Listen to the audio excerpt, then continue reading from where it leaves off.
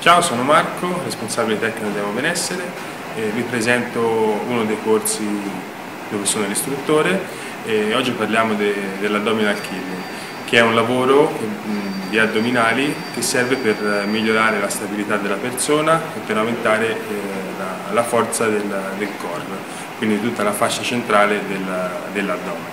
Con Giulia vi farò vedere qualche esercizio. Allora Giulia, mi stessa faccia in su. Solleva il bacino, mani dietro la nuca e salgo lentamente con le spalle. Prendo aria, quando scendo e butto fuori. In questo lavoro c'è una stabilizzazione dell'addome con una stabilizzazione del bacino e un lavoro di contrazione addominale. Controlla bene le gambe e stop. Un altro esercizio sul quale possiamo lavorare sono gli stabilizzatori, posizione prona, in appoggio sulle mani, appoggio bene la punta del piede, sollevo il bacino e stendo il piede.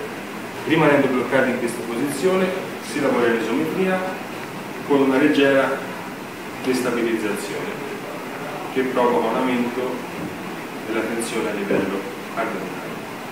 Recupero.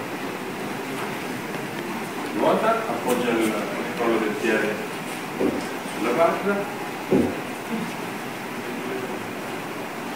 appoggia il gomito, sollevo il bacino, lavoro in maniera opposta a prima, però qui posso avvicinare le ginocchia al petto e tornare dentro.